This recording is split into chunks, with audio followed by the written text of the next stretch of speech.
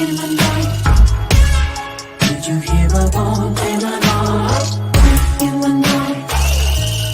Bump in the night. In the night. Bump in the night. Did you hear a bump in the night? In the night. Bump in the night. Lying in my room, shadows on the roof. I hear something breathing. Nightmare in my head, now underneath my bed. Creepy's creeping. What's up? Exploring Your Society. I'm your host, Sean Bowman. Hi, I'm Ryan O'Shea. Tonight we have a pretty big episode. We have the Specters of the Spring going on this Saturday, so we have a lot of our speakers and special guests on tonight. They're in the backstage waiting.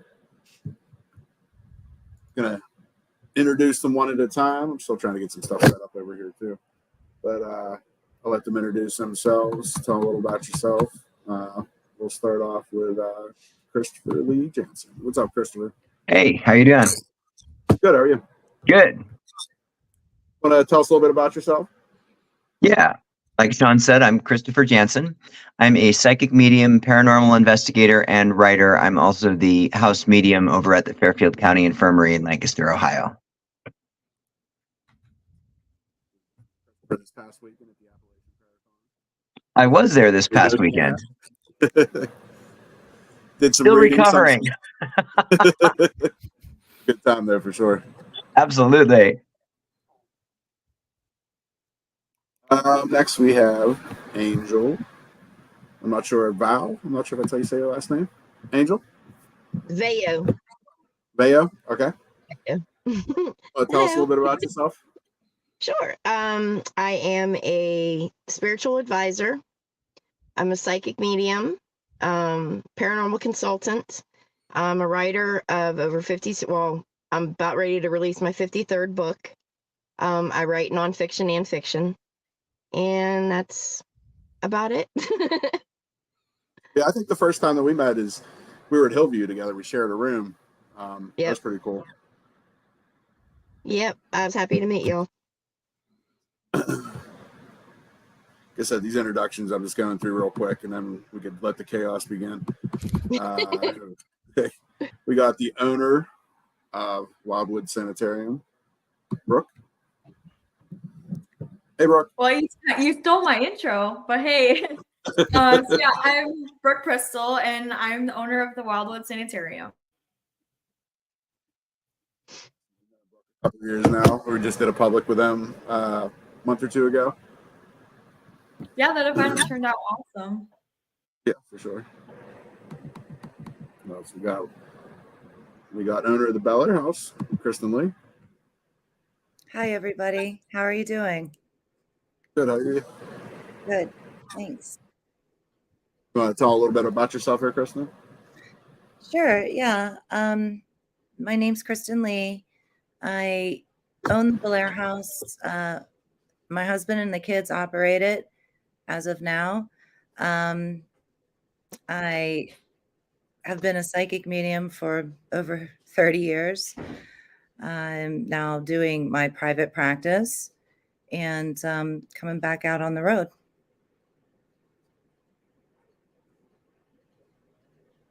Brie, what's up?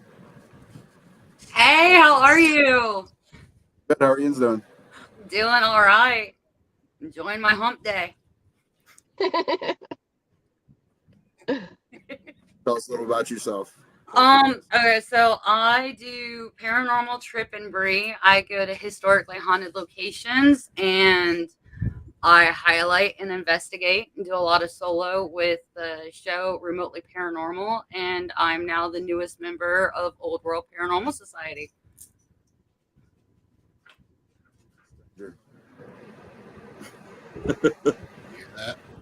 Did you hear me? Yeah, I heard Brie. I was saying, who's Nick?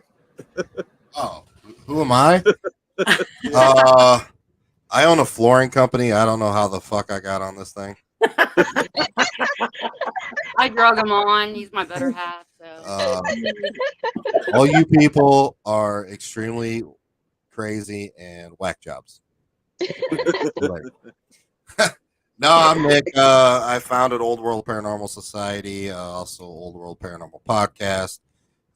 If you don't know, I was one of the people that opened the Bell Mansion in Fort Wayne, and I about shit my pants when Angel says she's on her 53rd book because I'm trying to get my first book out there, and it is like pulling teeth. And thank God I have Brie here. If not, I don't even think it'd be like a first grade level. Writing is not for the faint of heart. A lot of dedication, a lot of sacrifice. Yeah, I put 52 books out in 7 years. So my solution was I was just going to add a bunch of pictures. No, story. Seriously, that's what I go step further to pop-up book.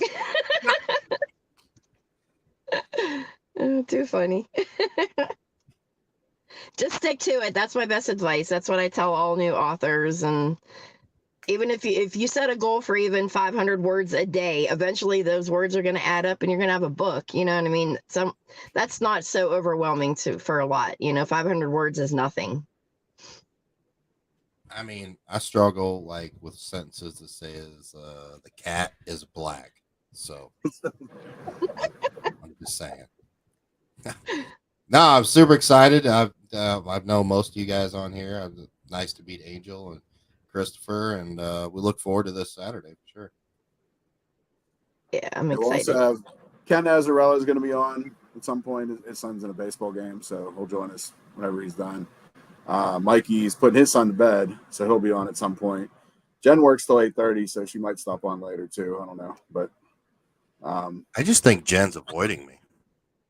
What? Jen's just avoiding me. That's what it is.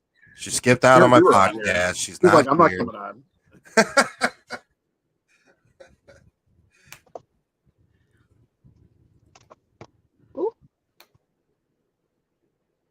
Yeah, I mean, anybody that doesn't know what's going on this Saturday, we're doing Specters in the Spring, raising money for One Day to Remember, which is a cancer charity. It's kind of like a Make-A-Wish for parents that have terminal cancer, so that way they could spend like a very special day with their children. It's the charity that Troy's husband Sean picked, which Sean's has terminal cancer. So, everybody keep them in your prayers, or if you don't believe in God, whatever you do, I know Sean's currently in the hospital right now. So, but yeah, that's the main reason we are doing this is for him. So, but yeah, it's a good charity. We'll have speakers. We're going to have different vendors. I think we have close to 40 vendors. We have a belly dancing act. We have a freak show act and a DJ too. And it's 12 to 5 p.m. this Saturday at Vaow in Pittsburgh. It's a brewery and they have a food truck. And then we're also doing a public ghost hunt. Only selling 10 tickets, but I think I might actually give away 2 extra tickets. I'm probably going to do 12 because we're going to have raffles, baskets. And one of the baskets will have the 2 free tickets in it too. So, yeah, anybody's in Pittsburgh, make sure you come down and check it out. I know everybody in this chat, all good people, all very intelligent, know their stuff, and it should be a good time. So. Yeah, I'm very excited for this event in particular because so many times, I'm Pittsburgh based, but I'm traveling to New York or Ohio or elsewhere in Pennsylvania or down into West Virginia for a lot of these paranormal events. And this one is in Pittsburgh. And I know a lot of people on this call now are from outside the city coming in for this event. I think it's a great opportunity to get all of these people that I typically only run into hours away from Pittsburgh here to my hometown and checking it out. So I'm really looking forward to that. Yeah, I like doing the local events for Pittsburgh. It's so much easier. And so many of you I've met through these types of events. I know, like Nick and Brie, I met you at the Bel Air House when we were doing a thing with Bump in the Night Society there. Jen actually just walked in the door right now. Oh, there's Jen. But she didn't get off till later. But and then Brooke and Sean and Jen, I met all of you the same night at Wildwood. So it's like so many connections coming together here. I think that's like a great thing about a lot of these paranormal conventions is it does bring a lot of people together. I mean, especially like when you've ended a lot of these events, you just see the same kind of people and, you get excited to go to all of them and see everyone every time. I know that's one of my favorite parts. So, Yeah. Because we don't get to see each other unless it's at the conventions. Because I know I'm constantly busy. I have so many things I'm working on right now, like not even paranormal related, that I just don't get the time to spend with people like I want to. So I use those conventions as that way to do that. So. Hi. I just walked in the door. Hi, goddess. How's everyone doing? Good. Good. Better now that you're here.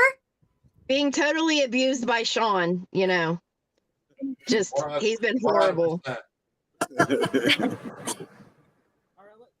Talk amongst yourselves for a little bit. I gotta decompress for a minute. I was just at rec night. They were making me participate in sports, and I don't do that. So I need a minute to regain my strength and composure. So, Sean, this event coming up is at Vellum Fermentation. That's a venue that I have not been to before. Describe what people can expect when they come to this venue for the first time. Well, the funny thing is, 3 of us that are actually coming to this event have been here before because I think it was Airstar Access is what it used to be, which is, an access company that they would drive around, handicap people. And I actually used to work for them. And then our DJ, Big Ed, he used to be a dispatcher there too. So it's kind of crazy. Like, I swear every place we go to has some weird connection you don't know about really until after the fact. Because I was never even here really for Volume. Like, Troy and Phil did a thing. I think, where were we at? Sleepy Hollow? Yeah. Me and Jen were at Sleepy Hollow last year. So Troy and Phil did a thing down at Volume for, it was like a vegan festival, I think, and they spoke at it. So that's kind of how we got the connection down there. But it's a brewery. They have a food truck too. Big open space. There's also like an arcade area that has like pinball machines and stuff like that. They play pickleball there during the week, tables and stuff. Used to be, I think, it's an old loading dock building from back in the day. And it's right across from, well, if you're a Pittsburgher, you'll know what I'm talking about. But you probably won't know if you're not from Pittsburgh. But where the big clock is in the south side, it's right across from the big clock. They added that. Did you talk about this? I just wasn't paying attention, and now I am. Or somebody else I think's here. They have that big Mac Miller tribute. They have a side room where it's supposed to be filled at this point with pinball machines. We're gonna go tomorrow night just to oversee everything, the layout. But they have all Mac Miller, since he was a Pittsburgh rapper and everything. Where'd Ken go? Who? Ken was there. I was gonna add him, and then he left. Oh, he was like, fuck this. He dipped early. He's like, you guys ain't letting me in. I'm leaving. Yeah, better things to do. So Ken and Sue are one of the speakers for the event. I know that Nick and Brie, you're speaking as well. Kristin, you're speaking. Brooke, for those of you that are speaking that are in this call tonight, you want to give a quick rundown of just a preview of what we can expect for your talk? Kristin, what will you be speaking about? Actually, one second. Can I get Ken in here real quick? And then bring him in. Ken, you want to introduce yourself real quick? Hi, I'm Ken Azzarello. How's everybody doing tonight? Good. Good. Can you tell us a little bit about yourself, Ken? I could. Hi, I'm Ken. One half of me and my wife, Sue, we're paranormal investigators. We've been doing it for a pretty long time. And we'll be talking on Saturday to everybody. So I'm going to put you on the spot first. What are you going to be talking about? I don't know. What are you talking about? I'll throw the question right back out there. I'm not talking. I'm not talking. I'm gonna worry. Yeah, that's about why it. you should have went with Kristin, right? Yeah, I think I'm going to talk about. I think I'm going to talk about our experiences. How long we've been doing it. We'll go over some equipment, stuff like that. Brooke, how Just about your- you? So I'm going to be speaking about Wildwood, obviously, and the different restoration that we've done throughout the years and kind of our future plans. And then also kind of what got us into Wildwood, because I think it's a really interesting story, and kind of how me and my mom got involved in all this. So For anyone who hasn't checked out Wildwood, it's right up, not too far away from Hinsdale House up there in New York. Definitely worth it. I know a lot of people do a double feature weekend and kind of do both of them in a weekend. Definitely worth checking out. Go to Wildwood if you haven't yet. Nick and Brie, what are you going to be speaking about? I'm going to speak about how to install custom showers. Nick's I always know I need to know how to do that. So that sounds great to me. Teach us about flooring. That sounds great to me. Yeah, babe. What are we talking about, babe?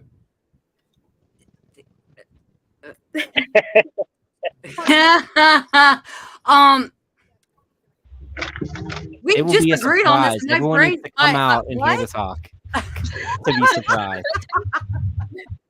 Okay, I know I talk a lot, but why you gotta put me on the spot like that? I don't really know. I just kind of go with the flow.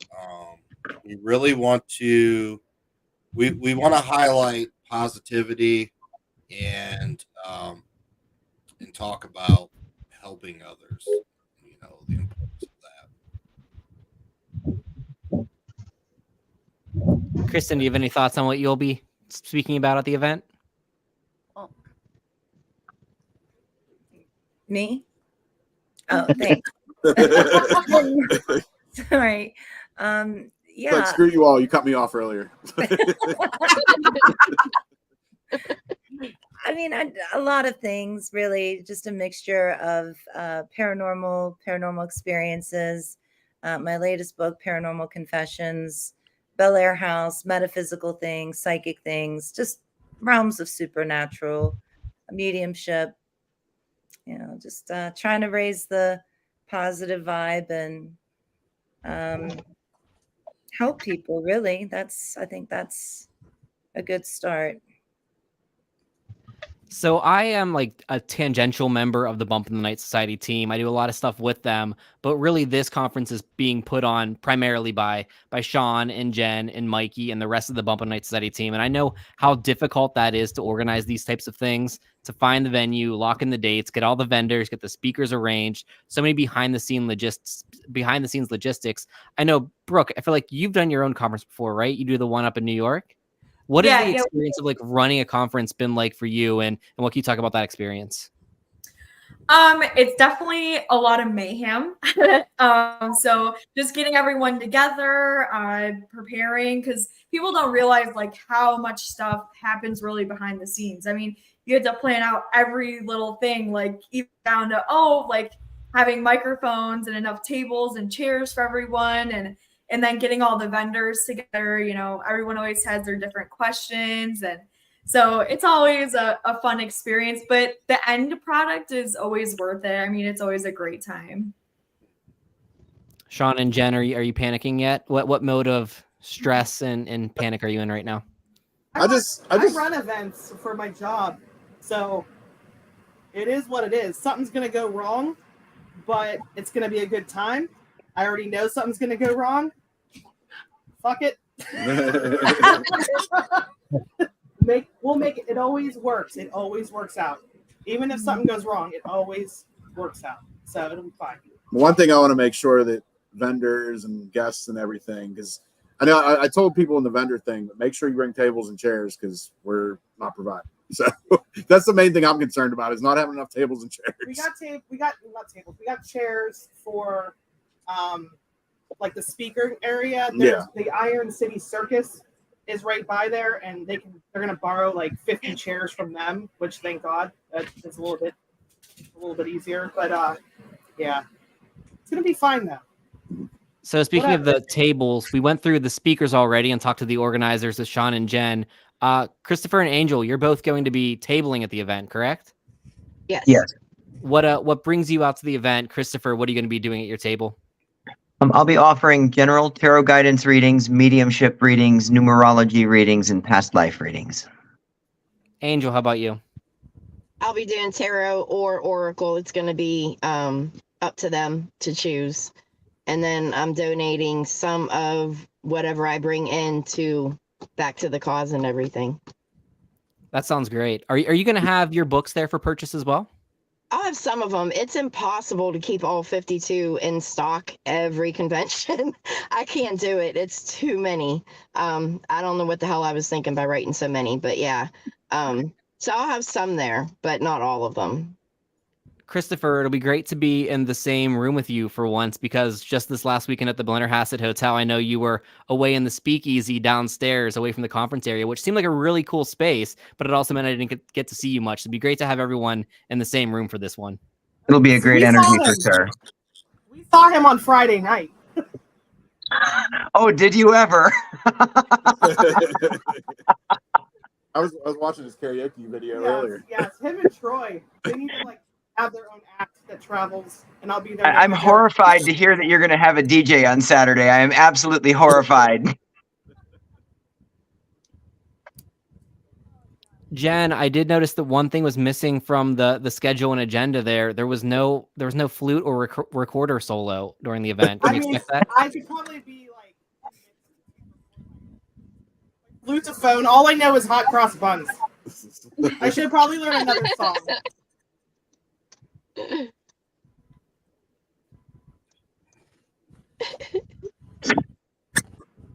Silent. Ken's cracking me up down here to his photo. This looks like some creeper.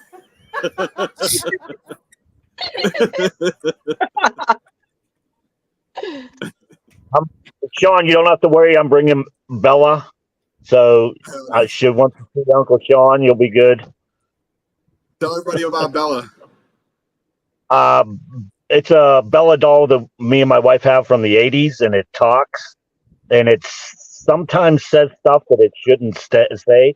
We were just at Wildwood on Saturday, by the way, and we were in the the room upstairs, the seance room, and it kept saying spooky, and that's the first time it's ever said spooky anywhere. So, oh, that's cool. Yeah, and where were we at? Anchorage, and I was like, "Where's Uncle Sean?" And the doll would turn his head and look at Sean, or look at somebody that I to. So Goose liked it too. Goose was getting freaked out by that doll. He probably still has nightmares. That's all. And last time we were at Wildwood, Ken and Sue, you guys had those creepy kangaroos that you said you got at a thrift store somewhere. Like, really, they're toys, but you were using for paranormal experiments, and I thought those were amazing. I'm definitely trying to track some of those down now. If I find one, I'll grab it for you. Don't worry. I see them all the time. Yeah, that thing was great. I was just gonna say the same exact thing, that I thought when they had those at Wildwood for the public investigation, that those were so cool. We tried to do a little bit different, but not too much. Try to throw something in there to make it a little bit different for us. Which we actually have Ken to thank for the Bain Library investigation. He has a connection there. He's the one that got us in there for this Saturday. So make sure you guys buy some tickets for it. Yeah, it'll be a good time. Can you tell us anything about Bain? I know, you've been there before. I haven't. Well, how the story goes is Amanda Bain was the last living person in the house, and she loved her trees that were out in the park. And unfortunately, she passed away a very long time ago. But they had to cut. There was a giant oak tree, it's probably about 6 foot round, that sat on the one side of the property. And unfortunately, it got a disease, and they couldn't cure the tree disease, so it died, and they cut it down. So now people are saying that they see her staring out the window a lot more. And had to be about 4 or 5 years ago, I actually was up there on a Sunday, and I had a picture of her staring out the window. So why doesn't somebody plant a tree for her? They planted new trees, but I mean that was probably her favorite tree, and I guess Okay. she was a little bit upset with it. And where the window that she looks out of, there's a bookshelf there, so nobody could be actually standing in the window. So, and one of the one of the guys there used to be an apartment on the first floor a long time ago, and the guy actually killed himself in the apartment. So that's the one area where the bathroom is. We'll be able to investigate there too. We got Mikey here. Mikey, say what's up. What up, Yins? Hello. Hey, Mikey. I was half passed out on my son's bedroom floor, so it was little out of it at the moment. How's everybody doing? Good. Nice, Tell us a little bit about yourself, Mikey. Kind of a douchebag. I'm in the bottom Jesus. corner. I did win the fantasy football bump in the night society championship. Yeah, Real. come on, it's the first time I'm on a pod with Nick in a while. I gotta bust his balls a little Damn, he's getting you good, babe. bit. But no, definitely excited to see you all this weekend. It's gonna be a good time. Mikey, I put everyone else on the spot and asked them what they're going to be talking about at the event. I know that you are taking lead with the Bump in the Night Society portion of the staged presentation, the talks. What can we expect from Bump at this event? Well, the game plan is we're going to break it up into 3 segments. We're going to talk about what we're interacting with. I don't know how deep you want me to get into it. Don't but, give the presentation, just give us a little taste. Yeah. We're going to talk about 3 different possibilities of what we're interacting with, whether it's, a spiritual thing or if it's other things that we're interacting with. So that's the game plan. We'll leave it at that, I guess. And we're going to talk about Sean's beard's looking very dark now. So I don't know what happened there. I got younger. Yeah, you look like you've been working in a coal mine or something, dude. Just for Sean. Just for men. Yeah, exactly. Is Jen in the background?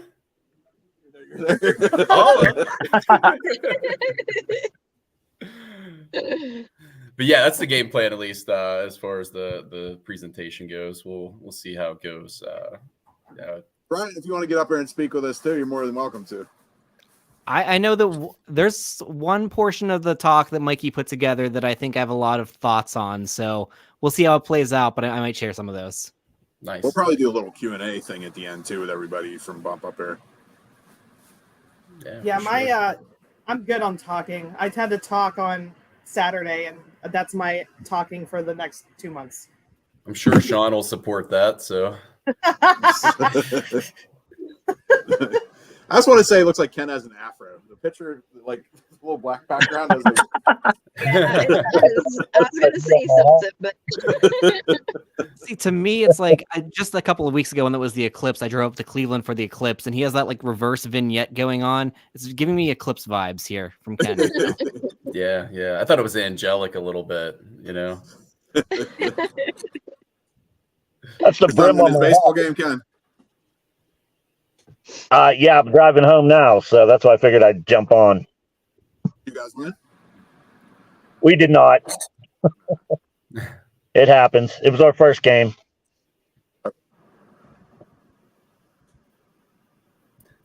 So what all I missed? It's kind of weird having this many people on the podcast at once. It's we're like the Brady Bunch over here. I know. Yeah, so far we just had everyone talk about what they were going to be discussing at the event. Angel and Christopher let us know what they're going to be doing at their tables and the types of readings they're going to be giving. But Mikey, what do you want to know? You have us all here. Ask us a question. Oh man, you're putting me on the spot. I am putting you on the spot. Yes. Whoa, you just flashed there for a second too. What's she got going on here? Don't get pulled over. Yeah, that'd be bad. I guess with our topic that we're discussing, we didn't really go over exactly in detail, but what are your thoughts on when you're investigating what we're interacting with, as far as if it wasn't spirits or energy of the deceased, what would you say would be your most likely hypothesis on what we're interacting with if it had to be something else? I want to hear everyone else's thoughts on this, but I can definitely jump in with mine. I will say that I am a skeptic, and I know a lot of people in the paranormal community say that, and what they actually mean by that is a ghost is the third thing on their list and not the first thing on their list. But I mean that like legitimately. Like if you ask me right now, do I believe in ghosts? The answer is probably no. But I want to believe in ghosts. I want them to exist. I want to be wrong about that. So I'm constantly looking at a for a reason why I could be wrong about that. But in terms of what we could be speaking with, I hope it is a deceased human, because that would give me confidence that there is life after death. And I really want to believe that. And I haven't seen evidence of it yet. What else it could possibly be could be something out of this world or interdimensional at a higher or lower dimension that we can occasionally interact with. So that would be one of my theories, but I'm interested to hear from others. Ooh, I got a good one. So you had tagged me in a picture after you guys had been to Wildwood, saying that my name came across many times in the seance room.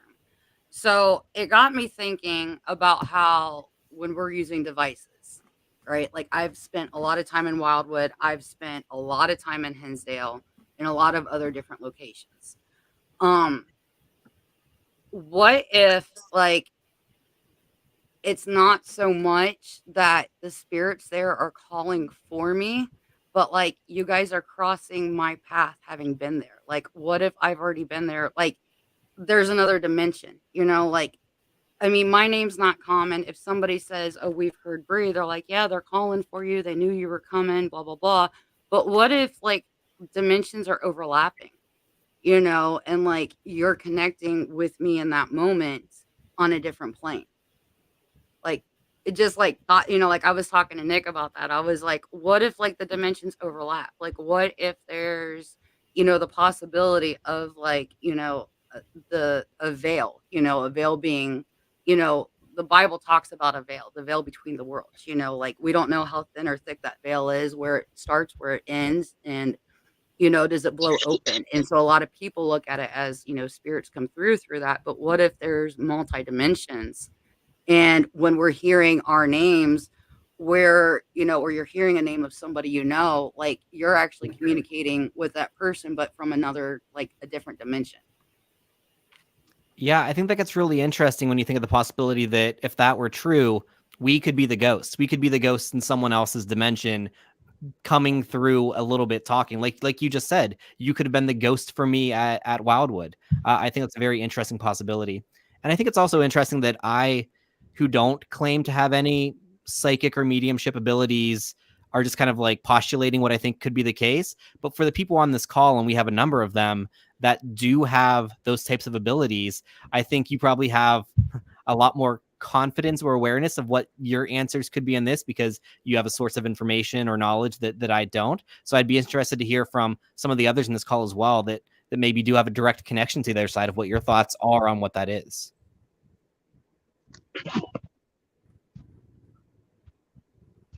And all of us go quiet. Christopher, Kristin, Angel, one of you guys?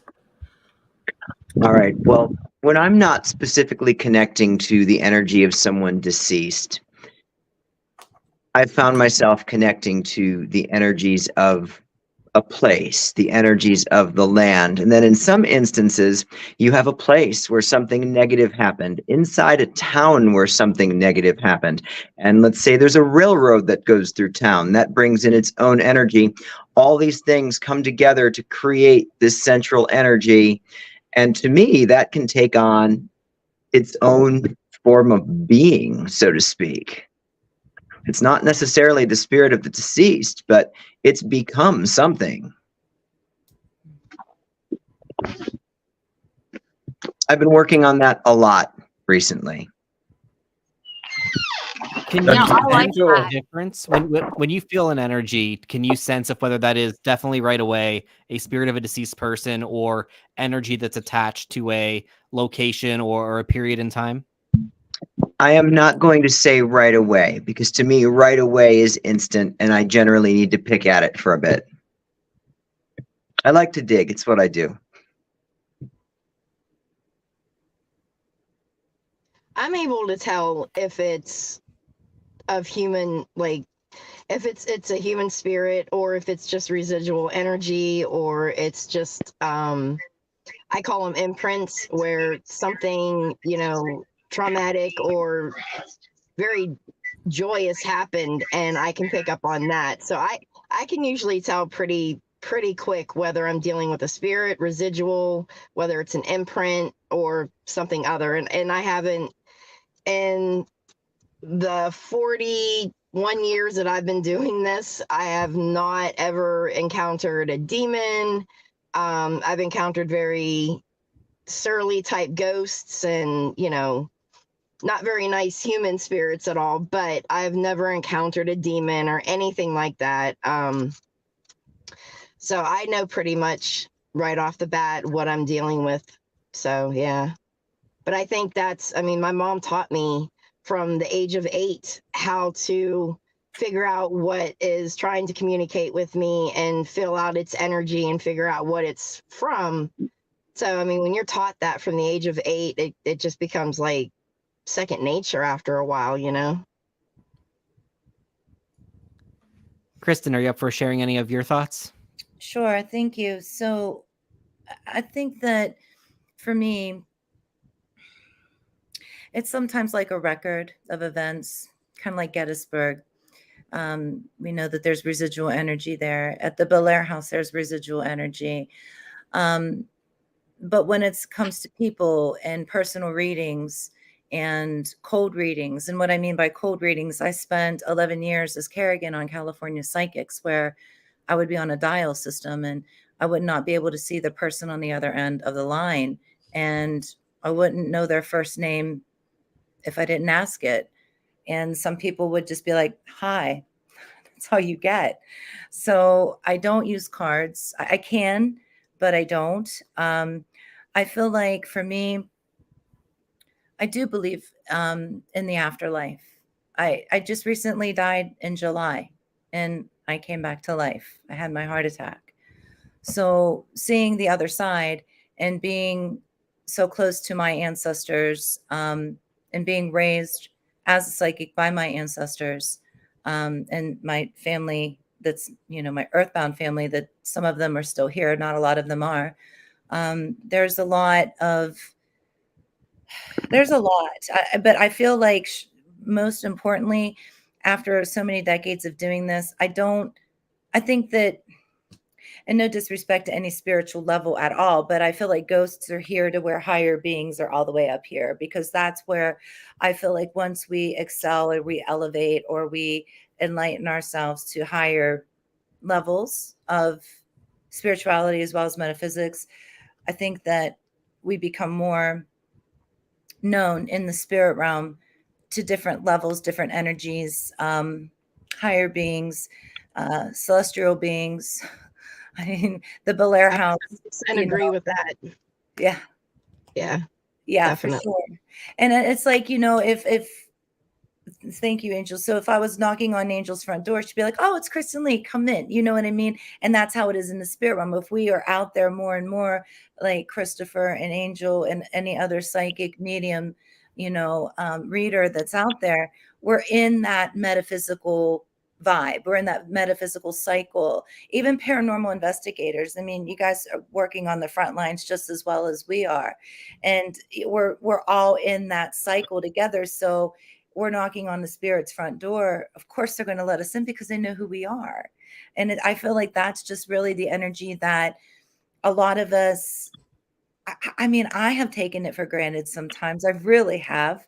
And I think that we're highly susceptible to take things like that for granted because we just do it like we get on the bike and we ride or we breathe, you know. So I just feel like a lot of us that work in this field, I think that we're really blessed to be able to gather, because if we're in the mundane and we're dealing with scientists and doctors and psychologists, they're going to look at us like we're schizo. They really are. Like, they're going to say, like, they're going to diagnose us with so many different diagnoses. And that's just not really the case, because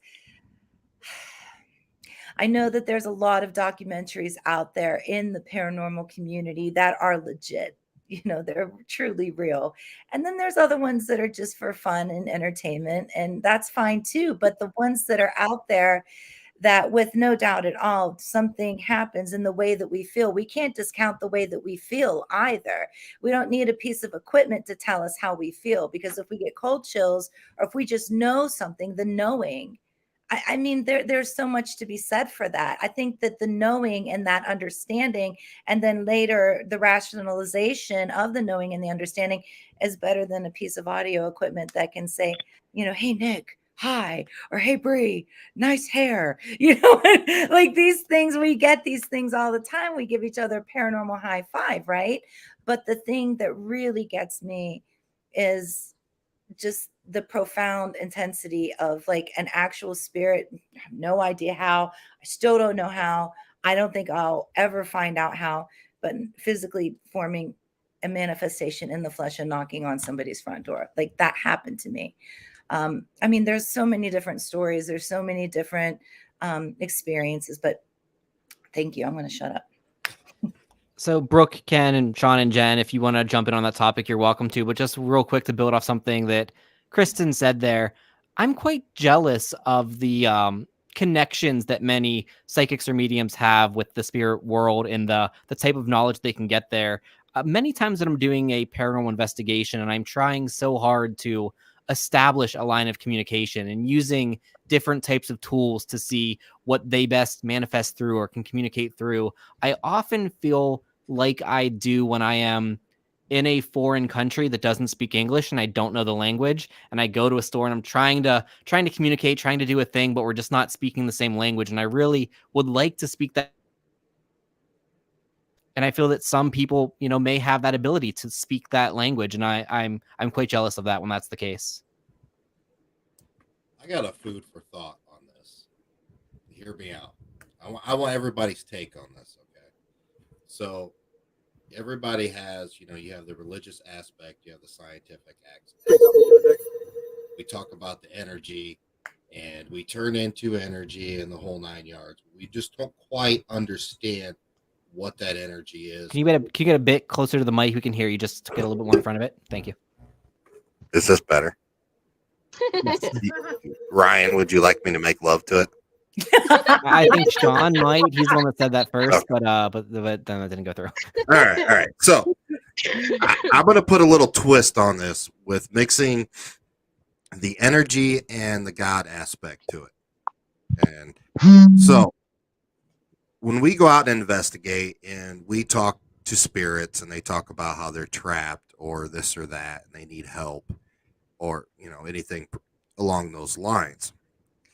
When you learn in Christianity that, the whole heaven and hell aspect and the purgatory aspect, okay, what if, when you cross into the light, you level up that dimension, that next dimension that you're on your spiritual journey.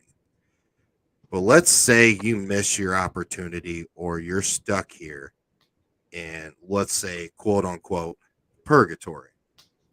So you are now an energy being stuck in a 3D dimension, which is us as what we live in as humans. But the other aspect is we run into a lot of negative beings too, correct? A lot of people run around and scream the D word.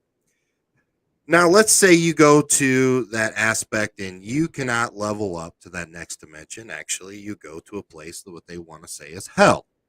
But what if hell is actually your spirit is trapped here to do that evil work? You are now stuck here on this 3D plane to do that negative work and to trap souls here to add to it. Much as negativity spreads among humans, what if it spreads on the spiritual side?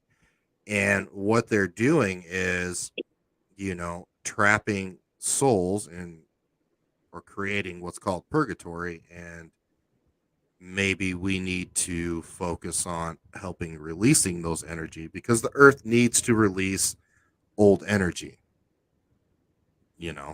It's much like, when you're going through life and something happens and you're trying to move forward, but something is always bringing you back, making you look behind you, thinking about the past, talking about the past.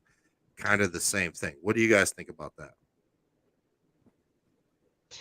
I mean, first and foremost, the first rule of anything is we are energy.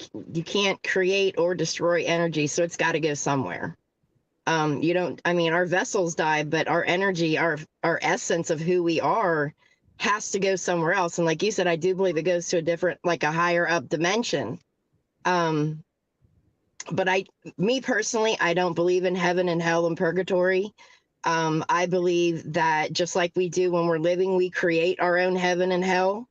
I think we do that on the other side as well. For as long as I've been doing this, and the thousands upon thousands spirits that I've encountered, and that's not an exaggeration, I've only maybe encountered 3 that said they were trapped and stuck. And all they needed was, I think they just got lost. They couldn't find the light to help them get to that next step in that next dimension.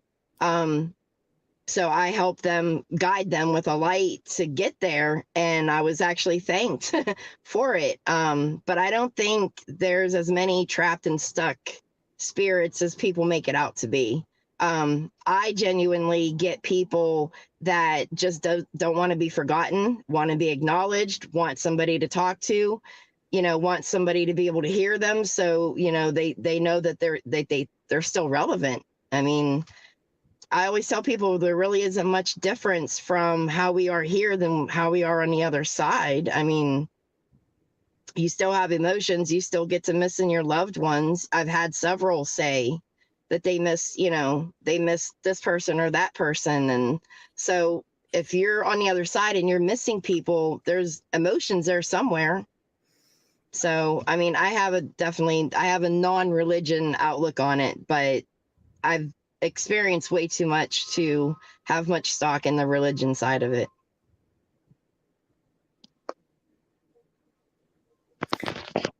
I think it's like looking through a kaleidoscope on so many different levels here. The first level, how do we know we're not in hell right now?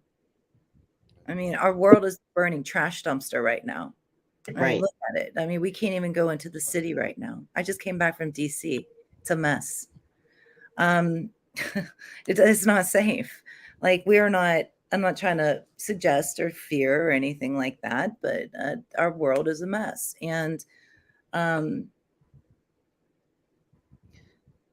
think that the biggest part of it, maybe the third or fourth biggest part of it, I feel like when we're in spirit, yes, there's still issues. We still carry that mortal, I guess we could call it, side of us. Like that. There was a lady that I just knew her first name, and she said, I want to connect to a deceased loved one. And automatically her boyfriend came through. He shot himself in the head. That came through. Like, she did not tell me these things. And he wanted to tell her that he was sorry. And then I just kept also seeing a child that was with him. And that was their child that had died of cancer a year ahead of that.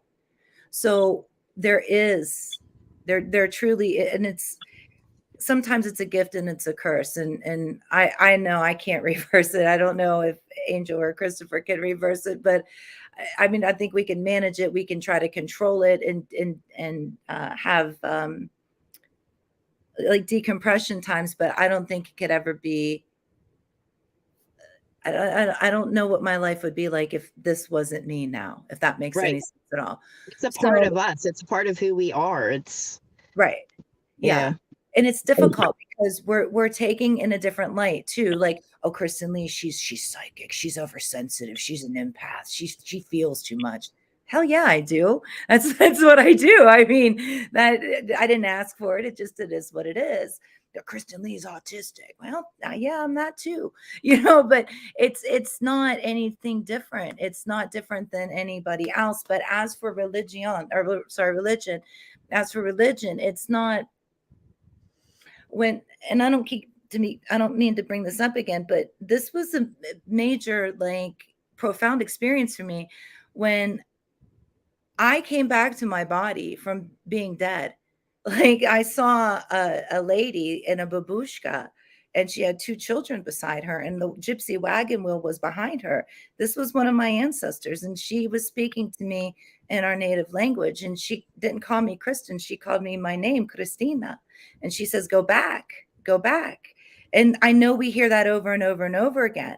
We always hear that. Like, that's one of the first things that near-death experience, and I don't even think it should be called near-death experience anymore. I think it should be called I died. I'm brought, then I'm resurrected, like resurrected experience, if that makes any sense at all. Near-death, it's like, it wasn't near-death. Like, people die and then they come back, right? But I didn't see hell. I didn't see demons. I didn't see any of that. And I've always had the fear that I would be stuck in the Belair house. And my energy did not end up there at all. It wasn't there. Now, did I put, little symbols on the front porches with my witch friends? Absolutely I did, because I don't want to end up in the Belair house when I'm dead. But, I don't think that there is that negative energy blanket that blankets over the spirit realm. But then if we look at the other side of that, and we do consider the biblical hell, yes, that would be the negative energy. But if a person's bad, a person's bad. If a person's good, a person's good. And I really feel like they're going to take that good or that bad with them whenever they become evaporated energy, if that makes sense. Well, I bring up the prototypical heaven and hell aspect because it's easy for our minds to understand that. Mm-hmm. Just like when we think we're talking to a ghost or a dead grandma, we're visualizing seeing our grandma. Okay. That, that's just not the case. I mean, it is an energy. They can manipulate and make themselves look however they want. I just say that in the aspect so people understand, like, does that make sense? Like, I don't put stock in religion because religion is man-made.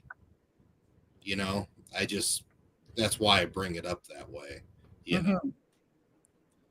That's good, because I didn't want to offend you, because that's such a touchy subject, but I'm very honest with people, and I don't, I have no problem with anybody's religion or beliefs or anything. I would never, ever begrudge anybody their own beliefs, but I just never have believed in the heaven, hell, purgatory propaganda bull crap.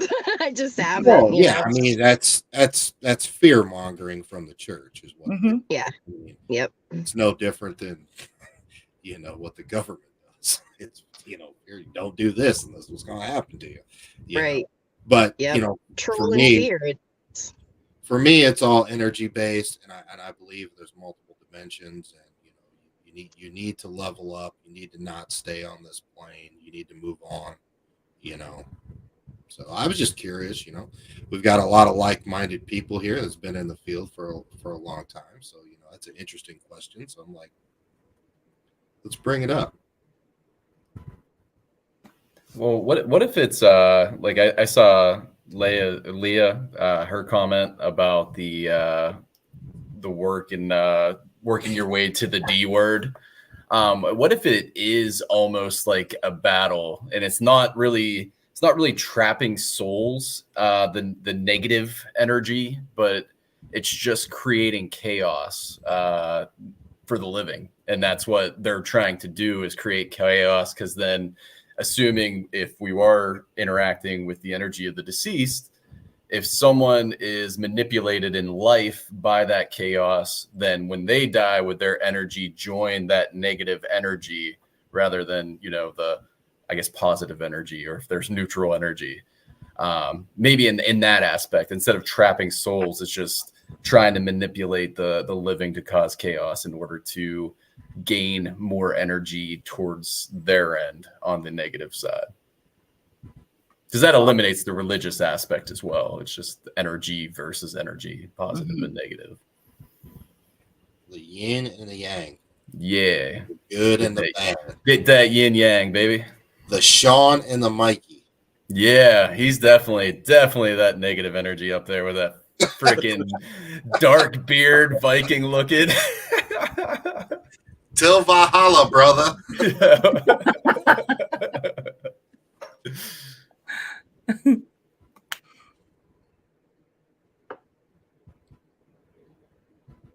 Awkward silence. All at the same time. It's so very awkward. Stop that. Yeah, I mean, I just keep muting my mic because there's so many people on here. And then it's like nobody talks. Okay. Ken, what do you think of positive and negative energy? What do you think? You think they're forever battling it out? I do. I think there's always positive and negative energy. You even put out positive and negative energy. All of us do. I mean, when you're happy, you put out positive. When you're sad, you put out negative. I mean, it's kind of crazy that we all do that, but that's what we do. And I always try to put out something positive because I hate negative all the time. You know what I mean? That being negative all the time is just a pain in the butt. So why do that? It's a waste of energy and it's not healthy. Absolutely. It's a waste of energy and not healthy. Absolutely. I agree totally. Yeah. Another awkward silence. That's great. I'll break the awkward silence a little bit here and lodge a complaint because I think that, Brooke, I think you shut your door and locked Nugget out. Is that the case? No, she's still under the table. Okay. Yeah. Okay. That's good. I was worried about Nugget. She just like jumped up on me for a minute, so my light turned off. So What do you guys think about the locations becoming an entity itself? Mm-hmm. And I'm gonna reference the two owners right here. I've experienced both locations. Bel Air House, holy shit. Wildwood, holy shit. You know, it's like true hauntings. Like you can literally, you can get it all from these locations, from being, you know, drained or mentally or physically affected, to seeing apparitions, to shadow figures, to, you know, getting the interaction. You know, it's peeling back the layers. Everything's involved. And, you know, I want to definitely Bel Air House. Like every time I come down there, I like walk in that place and like I am just drained. Like I think the last time I was there with Bump, you know, and Ryan and Mike and them for that weekend, both nights I think I slept like 12, 13 hours. Yeah, it was 12 hours each night. And, you know, I would go outside to smoke a cigarette and I'd be like, oh, I'm good. Like, I'm happy, blah, blah, blah. You know, and I go inside and I'm like, He's snoring on the couch. Not as bad. He didn't sleep as bad as April did because it seemed to affect April the same way. Like, I think we only saw her awake for like, what, 6 hours, 10 max? Like, it just sucked them both dry. You know, Brie has been to Wildwood a handful of times. She's done solos there, overnight solos. I mean, and she's had some crazy stuff happen there. And I don't know. I mean, what do you guys think? Do you think like these locations can become like an entity itself? What do you mean? What do you mean by entity? I think they can create like an energy, like a portal or a vortex. But what do you mean by entity? I mean, like, becomes alive. How do I want to word this? Well, Brian J. Cano actually does a talk on this called they're like the sentient beings. He does a whole when he does the Paracons, this is one of the things that he talks about.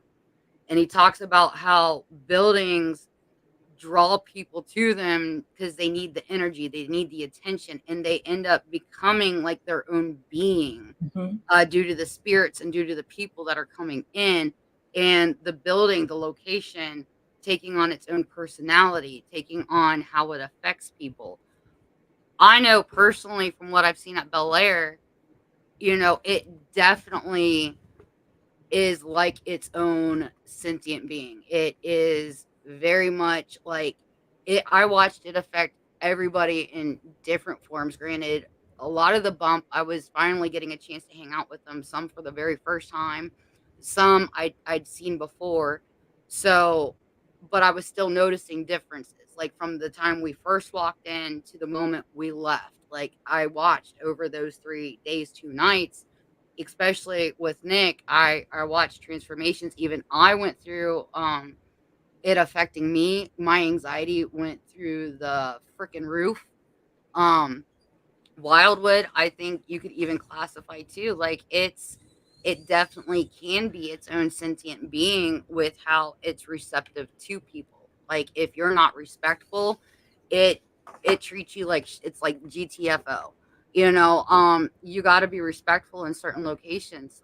The spirits, whether you want to say they're converging together or it's the building itself. I know that, I before Chris Smith and I did remotely paranormal, Wildwood was actually the basis for what ended up becoming remotely paranormal. We started it basically there when we did our first collab.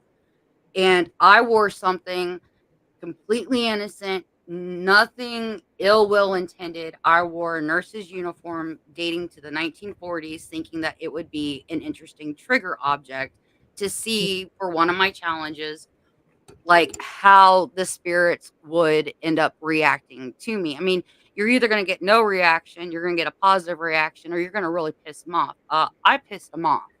When I was there for Remotely Paranormal, we did the whole Remotely Paranormal run, and I actually made the attempt to go to the 3rd floor, and I spoke directly with Dr. Perry, apologizing.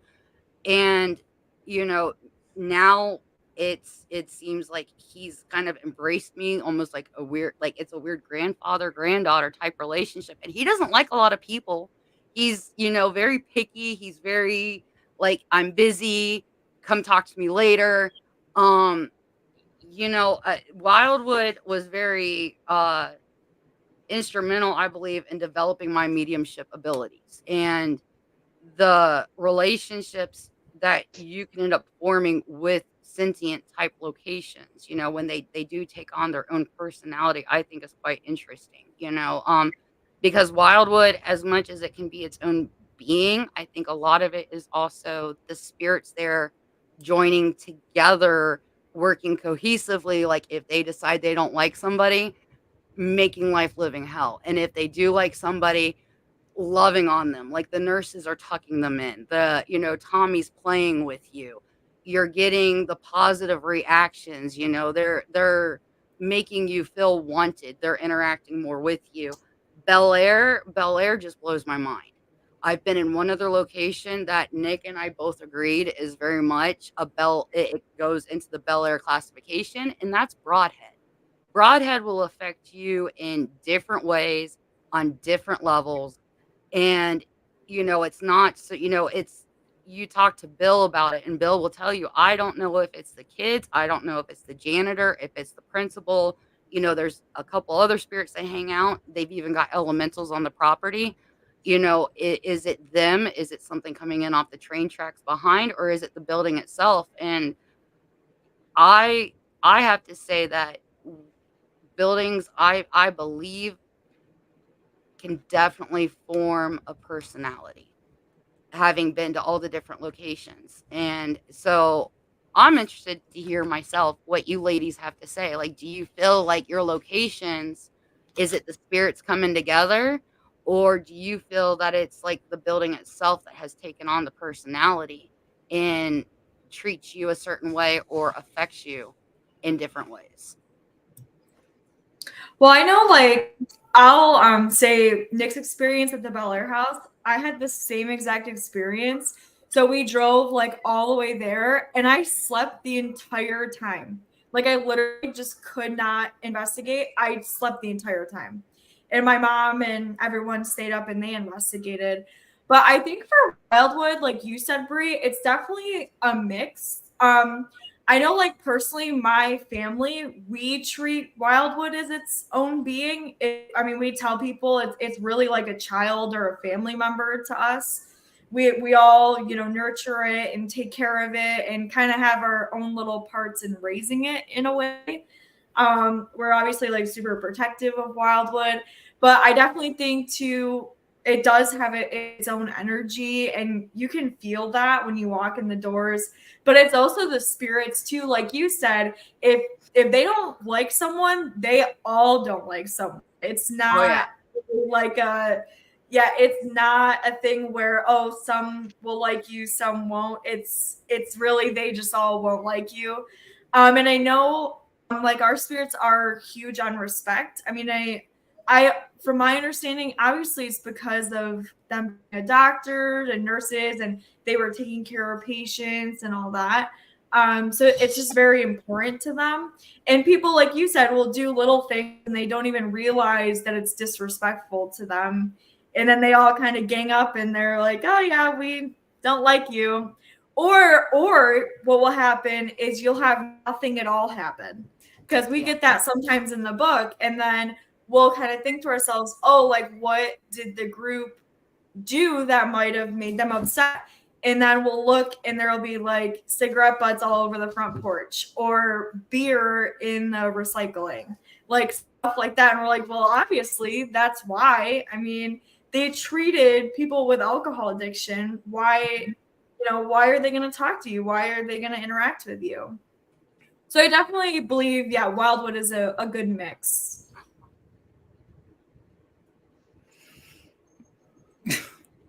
I don't know. I just don't know anymore. I mean, some days I'm like, are we all crazy? You know, like, are we all just not right? And then there's days where, like, I think Mikey has even said to me, are you feeding the house? Is it you? But if we look at the history, the residual history, and by no means am I disrespecting the Hetherington family, because we have come to terms with each other.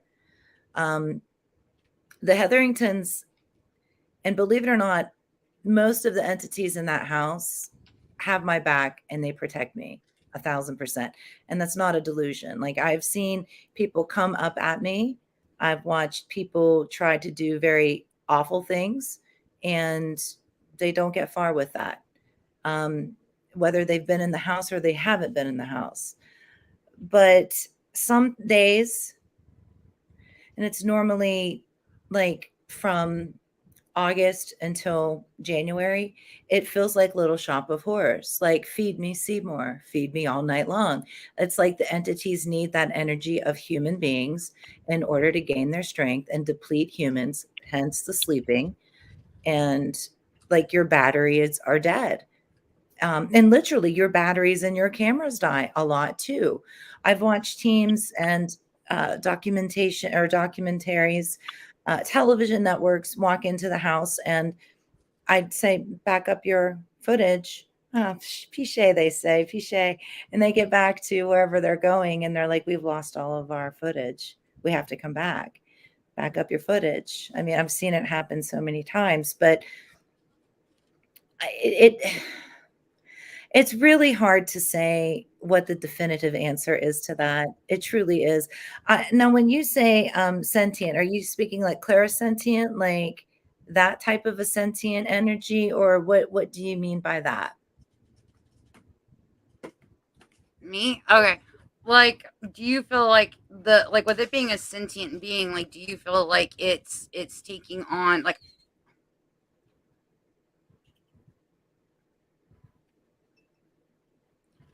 like its own personality, like how you or myself or, you know, Christopher, Brooke, any of us on right now would have as a human its own personality.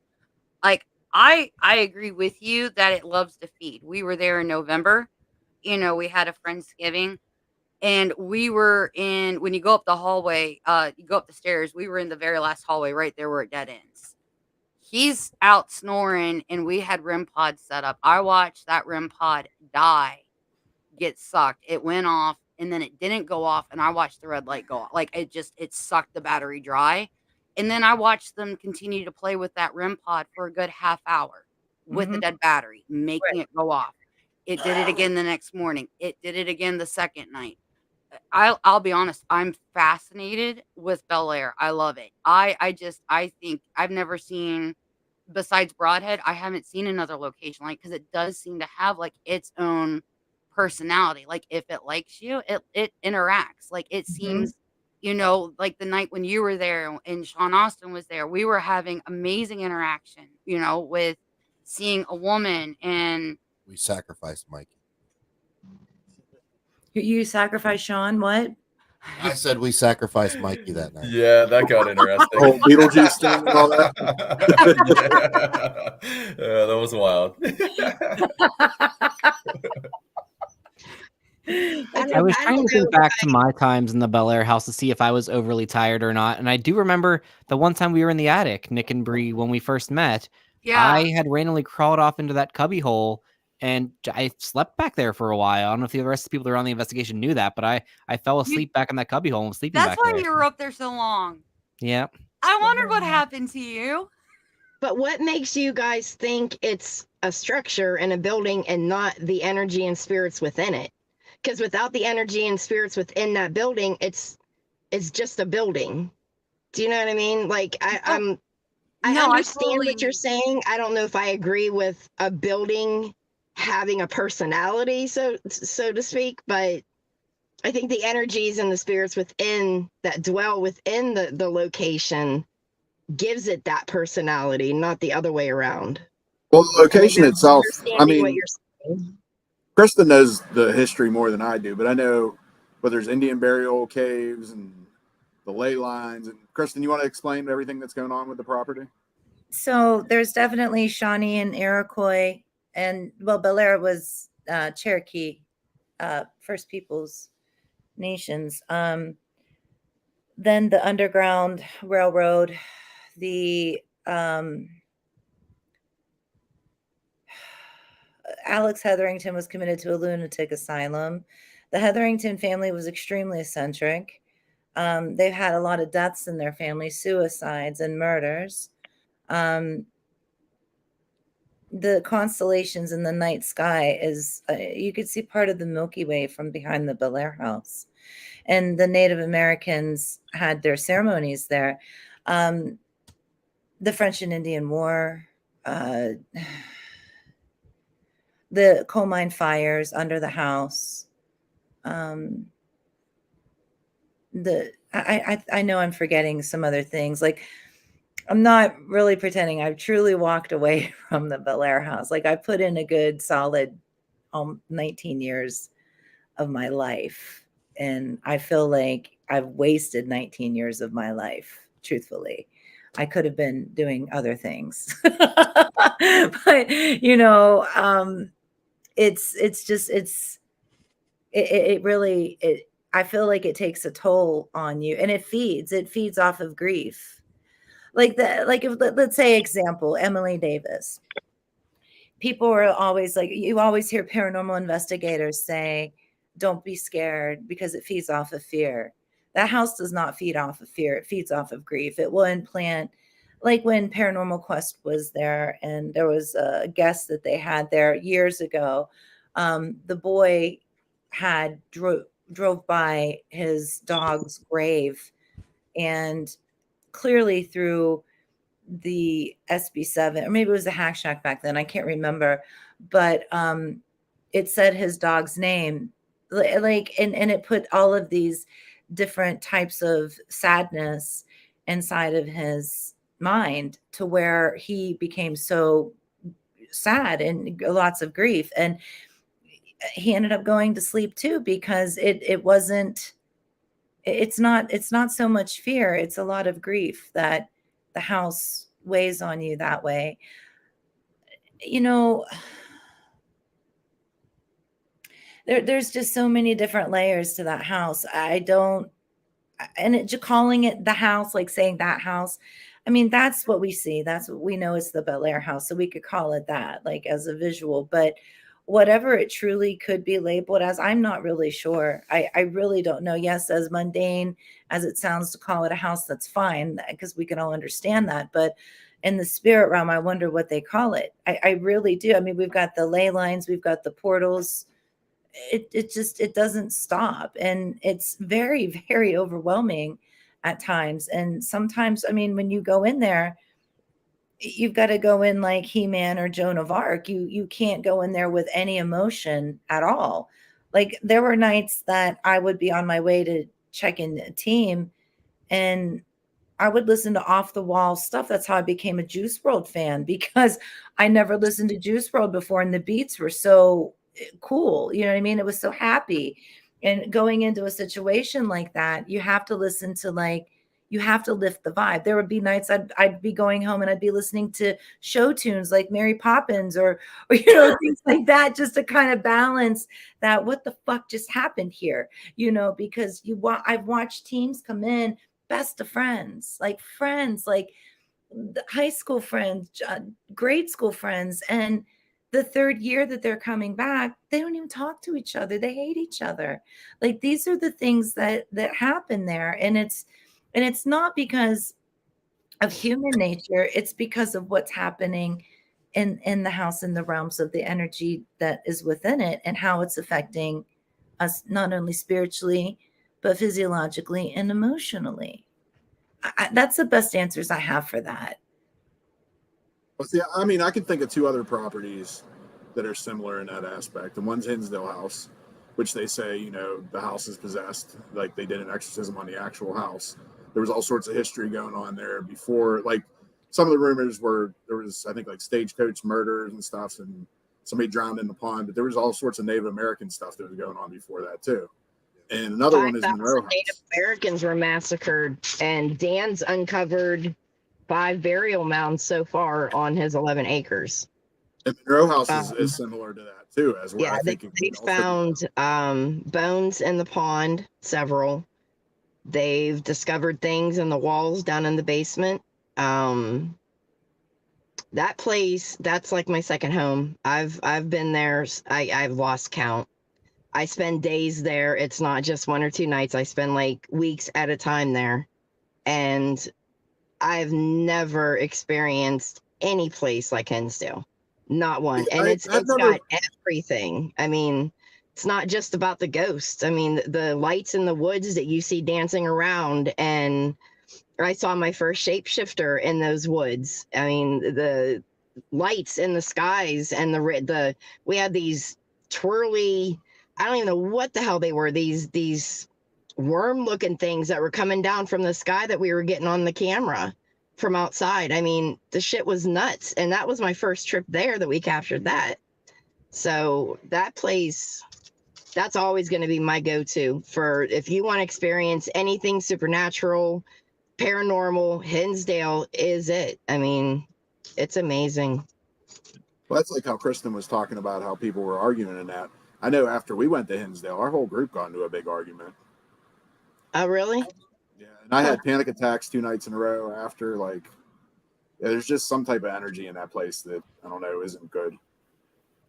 Yeah, I would agree, Sean. I would say the Hinsdale House would be up there with the Bel Air House as far as affecting how it affects you after the fact. I know Hinsdale House is the only house, going back to Brie's initial question, that I actually asked a question to the house and asked to speak to the house, and the house responded back to me. It kind of personified itself. And I know in the, I believe it's the Dundee book, I think it was the Dundee family that lived there. Or Dandy, that's it, Dandy. I couldn't remember. I know she had mentioned when the exorcism was performed, the structural exorcism on the house, there was a boom mic that was accidentally left on. And when they played the feedback from when the exorcism was occurring, you could hear the house kind of crying out. You heard a voice crying out, and they always assumed that it was the house crying out in pain during the exorcism. They actually did 2. They did 2 exorcisms in that house. Yeah. Either one of them worked. Yeah. And when we get to the question of the houses, and whether they are an entity themselves or whether things are just tied to the property, I often wonder what is the specific thing in the house or in the property that energy is tied to or is manifesting from. What degree of renovations or rebuilding, or to get to like the ship of Theseus problem, what if you take the entire house down, replace it with an identical house of new material? What if you take that same old material and build it somewhere else? Where is that energy tied to and emanating from? Is it the soil? What if you truck the soil away? Is it just the space? These are the kind of questions that I have of wondering, what is it about a specific geographic location that the energy is actually tied to or manifests from? Well, I think it's like I said, it seems like a lot of these houses, at least with Bel Air, with Monroe, and with Hinsdale, they all seem to have Native American ties. Could it be some type of curse or something? I don't know, but I mean, it definitely seems like a common theme with a lot of these darker properties.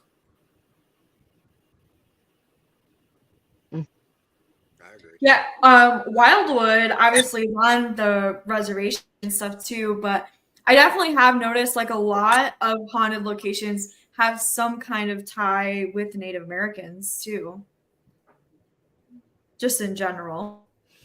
Well, I think also too in the Ohio Valley, Moundsville, which is 8 miles south of Bel Air, it was the mound builders. I mean, that was. I mean, forgive me for not knowing the year, but it was a long time ago, and that is one of the biggest like movements. And then, I mean, then there's the Serpent Mound in Ohio. You know, there's just so much. Like Salt Fork is where they have their like their Bigfoot conventions. And you like, if any of you ever want to check something out that's really strange that isn't the Bel Air house, come up here and sit on my deck and in the summer, not only in the sky but also all out in the hills, because I'm on top of the Bel Air house and the hills behind me, like I have no neighbors. Like I'm very secluded up here. It's so the theories from cryptozoologists, because I have talked to them too, they tell me that with coyotes that there's actually a Bigfoot that is not far behind the coyotes. So these are the things that are told to me. But in the summertime, there is a pack of coyotes that just go across the whole, all of the hills, really, because we're, you know, kind of like the tip of Appalachia over in here, like, because we're so close to West Virginia. But we have like brown bears here as well, or I'm sorry, black bears that are out in the hills as well. But it's almost like they trap, what the cryptozoologists say is they trapped the coyotes, trap the animals, but then the Bigfoot eats the animals. I know that might sound a little strange, but this is what I've been told from the experts, if you want to call it that. I know in the paranormal we're not supposed to say that, but I mean, they know what they're talking about because they study it. But that's definitely here too. But there's been times where you can hear native drumming throughout the hills. And it's not a drum circle with a bunch of pot smoking hippies in the woods. It's not that. Like, it's not. Yeah, we get that up at Hinsdale too. Mm-hmm. The drumming in the woods, yeah. Yes. And that happens quite a bit in the summer. But in the nighttime, in the sky, there are things that happen in the sky that I can't explain. And, you know, when my friend Annie was here, and she's very big into ETs, and you know, she has she grew up in the Conjuring house, right? When she called them in, like she was on the porch and she called all of them in, but they were kind of here, but not as like noticeable. And I know that could be suggestive, but like there's things in broad daylight where I was on the phone with Dave Spinks one day and I was like, there's something in the sky, and it's not a weather balloon. It's not an airplane. It was peeking and piercing in and out. And I caught little glimpses of it on my phone. And I still have that footage, but there is definitely something I think it's irresponsible for us not to believe that there's something more from other galaxies I here. would be arrogant to believe that there wasn't something else out there. That would be pure arrogance if we didn't believe that. Yeah, I think there is. There's a lot here. Kristin, I should have given you a call on Sunday night as Kat and I were coming back from Marietta and Parkersburg, where we were for the weekend. We decided to swing by Salem Cemetery in Egypt Valley. I know you and I have been talking about going there for a while, and I can vouch for some of what you just said right there. It's always a spooky location out there. All of Belmont County is, and the surrounding areas when you get into Salt Fork. And we definitely had some coyote encounters out there at Salem Cemetery. So it's certainly an interesting place. And last year, probably, I went to Salem Cemetery at, no joke, 1:30 in the morning one night and found a completely engulfed in flame stump right at the cemetery. I have no idea how it happened. It was just the weirdest experience ever. It still gives me goosebumps to think about, just rolling up on this remote cemetery in the middle of nowhere at 1:30 and there's this completely burning stump. That was probably one of the creepiest things in my life. Ryan, I was actually just watching that video today because I was looking for videos to put in the intro, and I saw that video earlier that you were talking about. We were out at Salem Cemetery over the summer. My friends from New York came in, and we just decided to try to find, was it Rosa Fox? Was that? No, she's from Bel Air. Louisa, yeah.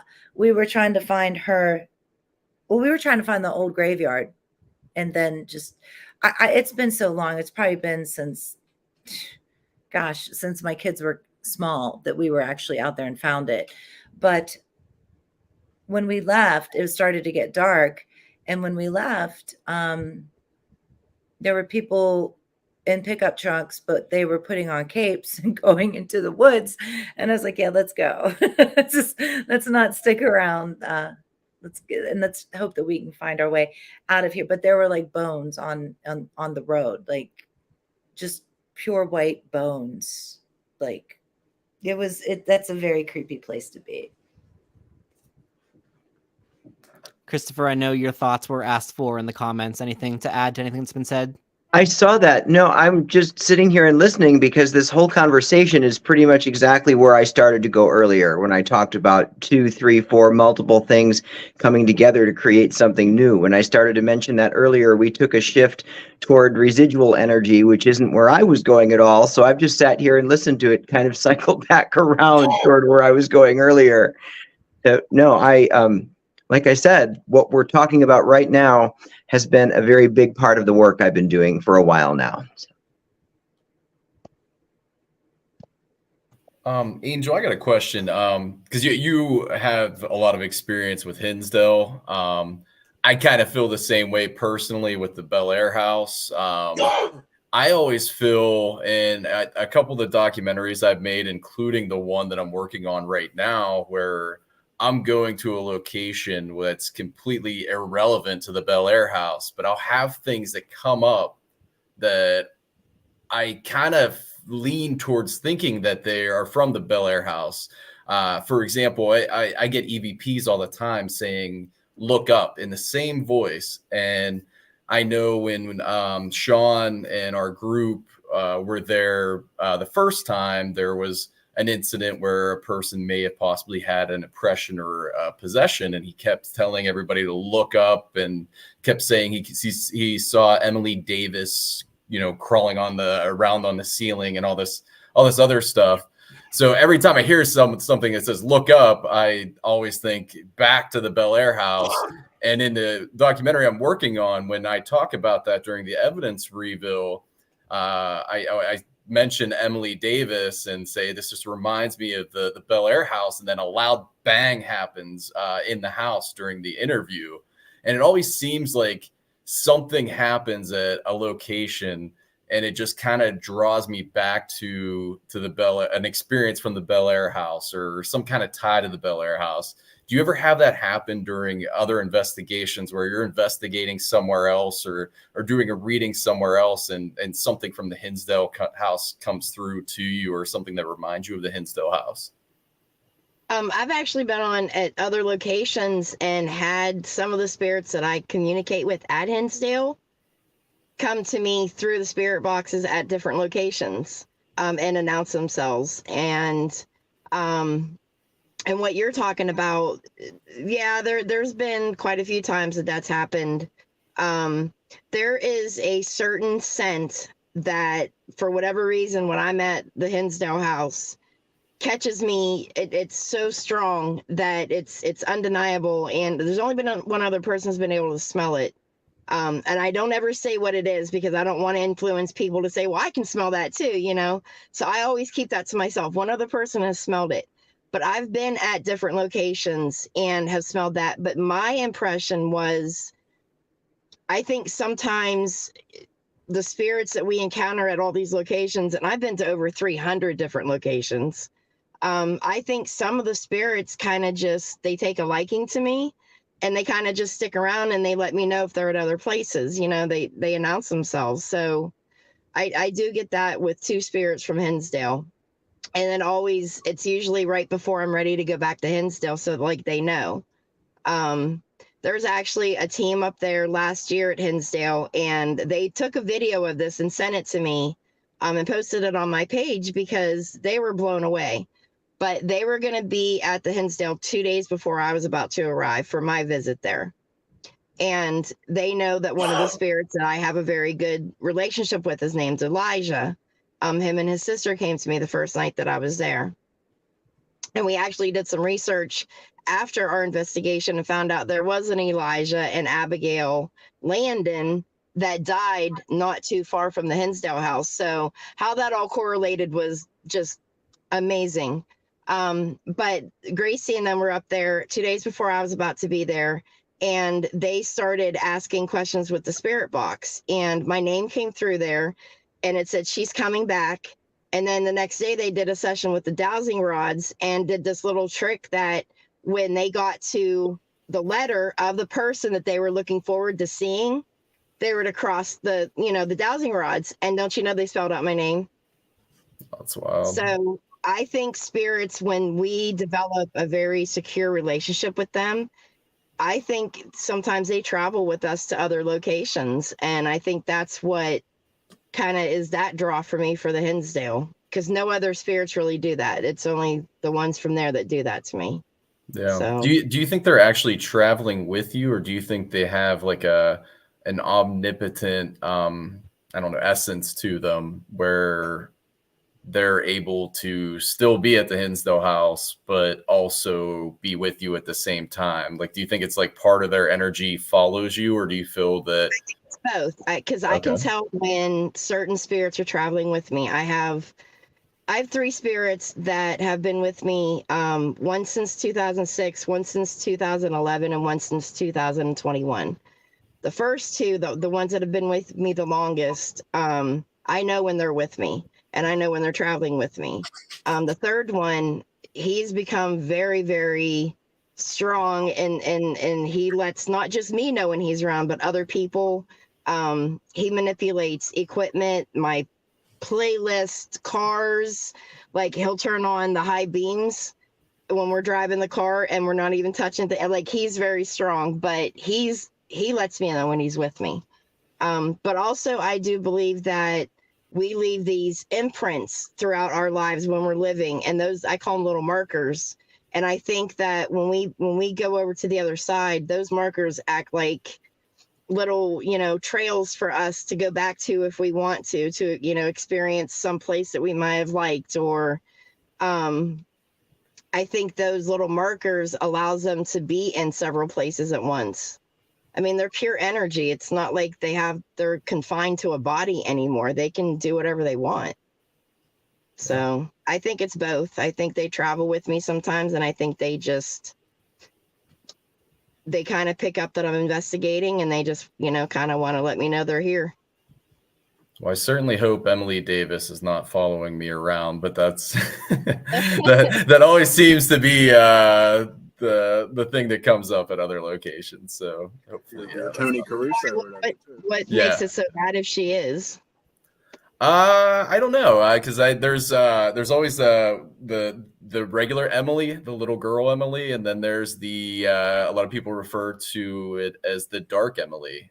So Emily will come through as a little girl, And then there's times where Emily will come through as a man. I know in our documentary that we made at the Bel Air house, there was a moment where Sean and I couldn't remember the history, and we're in the basement of the Bel Air house, and Sean goes, "It wasn't Emily the mother of the Hetheringtons?" And I was like, "No, Emily was." And I was trying to recall, but I couldn't. And as I paused, we had no equipment on except for my video camera, and a voice just showed up on my camera saying, "I'm Emily," like in a real deep voice. So I know Kristin and I and Sean have talked a lot about different hypotheses of what Emily could be, or what the entity is that presents itself as Emily, but is obviously a man. So I guess my fear would be that, you know, if it's something dark in nature, I'd just prefer it not to be traveling with me. I'll come visit the Bel Air house and hang out, but yeah. I think sometimes. Oh, I'm sorry. Go ahead. No, it's okay. Go ahead. I just wanted to say real quick, I think sometimes when we hear their voices, because sometimes I'll get people's actual voices from, you know, like if I'm doing a session with somebody and they hear their relative, like they'll say that's their actual voice. But I get a lot of voices that come through like spirit boxes and whatnot that are high pitched or very low. And I think sometimes the frequencies that the spirits write in on, I think influence what we hear with our ears. And what I'm saying is, just because it sounds dark and malicious, that might not be the intent. It just might be the frequency that we're hearing and that we can understand. That might not be what's actually being said from the other side. Do you know what I mean? Yeah, that makes sense too. I just know with our experience, with Sean's experience, I wasn't there with what happened the first time he visited. It doesn't seem like at least the dark part of Emily is too friendly, I guess.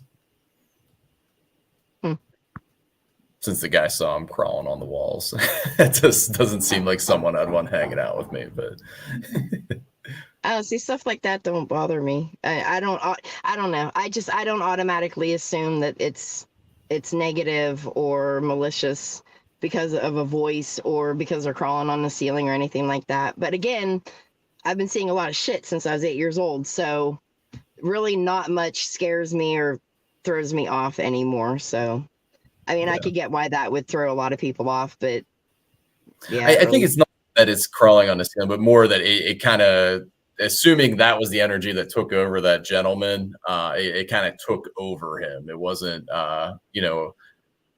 I won't say necessarily it was a full-on possession because I wasn't there. I mean, Sean may be able to reiterate more, but it was enough of the grips of something that it definitely seemed like it was with negative intent, at least.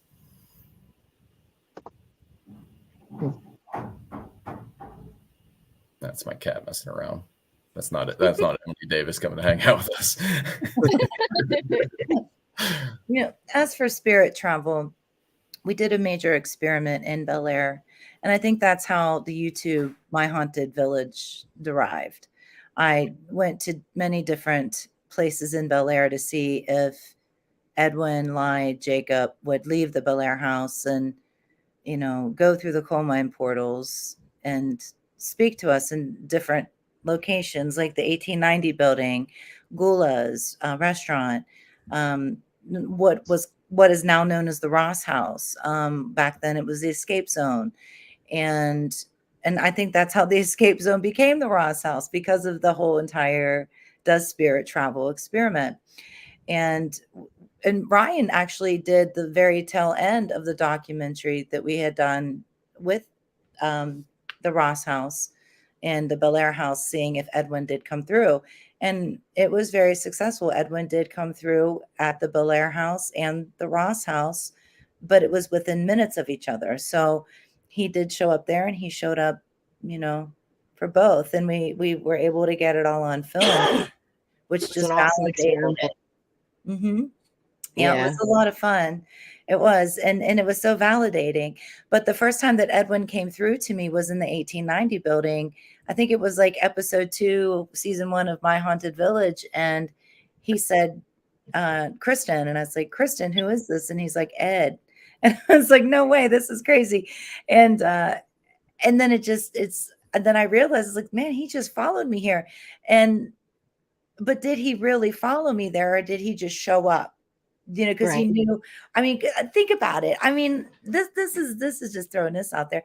I mean, we've got our equipment going. We're in that mind frame of investigations. We're open. You know what I'm saying? Like, all of that's going on during a location investigation, a paranormal investigation. Well, wouldn't that draw the spirits to us? I mean, I think that it would, but I mean, what do you guys think? Yep, I agree. Yeah.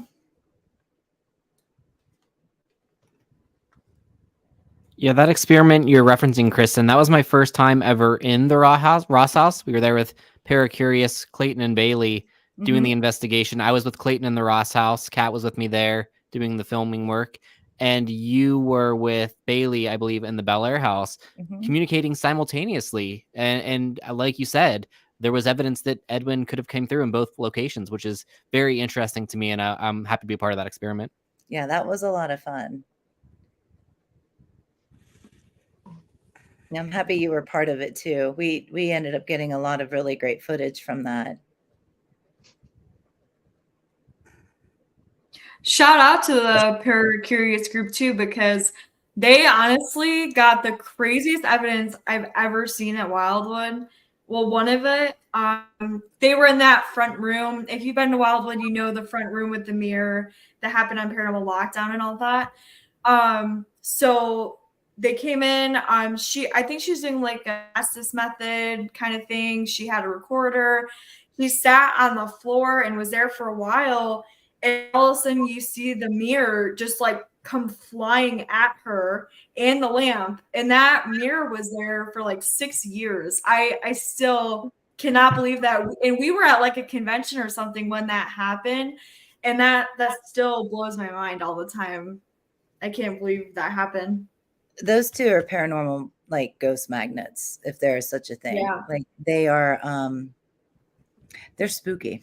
I love them to death, but their production quality is out of the world. They're very good, and they're only 19 years old. It's just crazy. Does anybody else have anything that they want to talk about before we head out of this?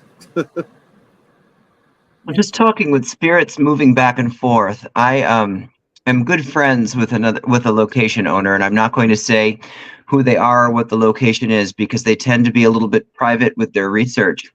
But they'll message me out of the blue asking me if I know of a name, a spirit from FCI, and I'll answer with a yes or no. And if it's a yes, somehow these spirits from FCI are coming through at their location and communicating something to them for me instead of just coming directly to me.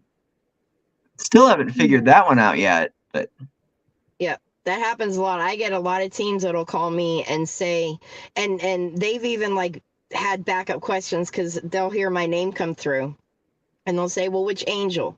And they'll get blonde hair or long hair or something like that. And they'll continue to ask questions about me to make sure that that's who they're talking about.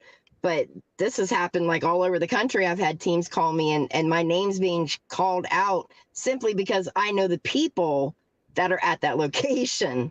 And it's amazing. I mean, I don't know how many recordings I have of other people that have sent to me of spirits calling out my name, and I've never even been to that location. It's insane. So we definitely do not give them enough credit with how really intelligent they are.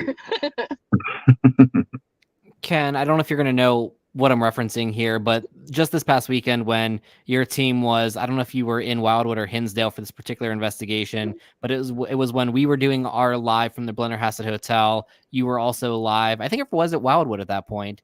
And yeah, your group had asked I think we were trying to see if there was some spirit communication traveling between the locations. And I think Freighter Crow asked something along the lines of, is Steven there? Are you aware of this? And if it was asked from your end, can you let us know what was going on with the Steven question? We were unsure with that. For some reason, there's a spirit that follows him around. His name's Steve. Everywhere we go, we get Steve. And we don't know who he is, if he's attached to him, if he's attached to the spirit box himself. It's insane. Everywhere we go, we get Steve. So that's what he was just asking. Yeah, we did ask it at the Blender Hasset, and we did not get any response. So he must have been there with you guys in Wildwood. Yeah, well, it must have came through about 30 times, so he was there.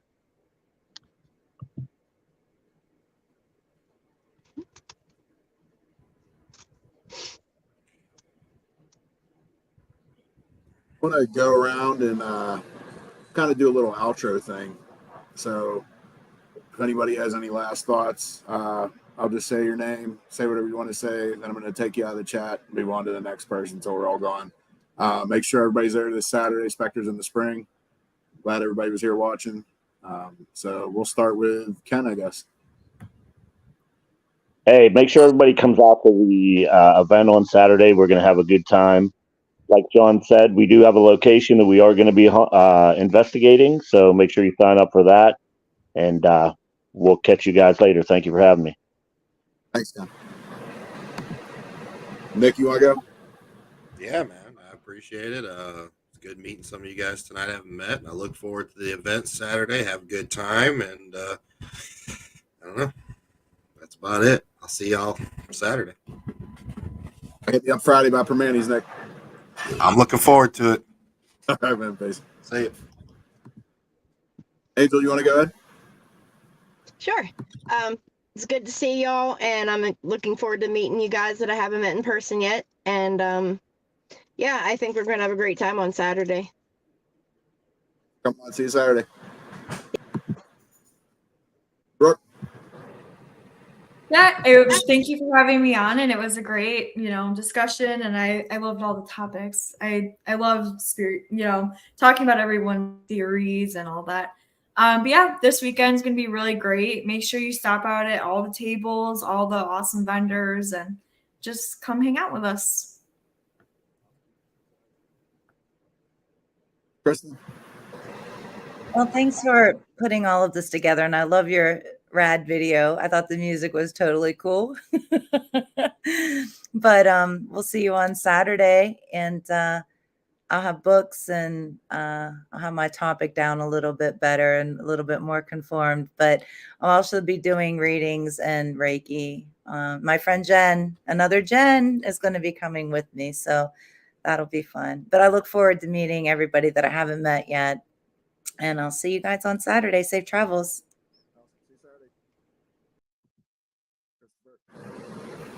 Well, it's been great sharing this time with everybody. It's been great hearing so many different perspectives, and I'm very much looking forward to Saturday, to seeing those of you again that I've worked with before, and to actually meeting some of you for the first time. So.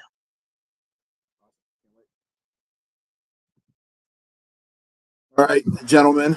It's been a good night.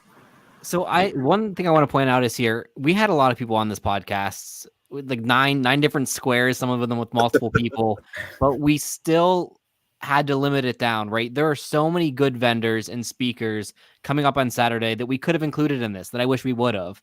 So many people that are worth speaking to. So I think everyone's gonna have to come out on Saturday, see those people that were here on the chat, and also that couldn't make it, because we have a heck of a lineup and vendors in that area. So many great people, that many of whom you probably know, many of whom you don't know. So come out and meet them. I think it'll be a great time.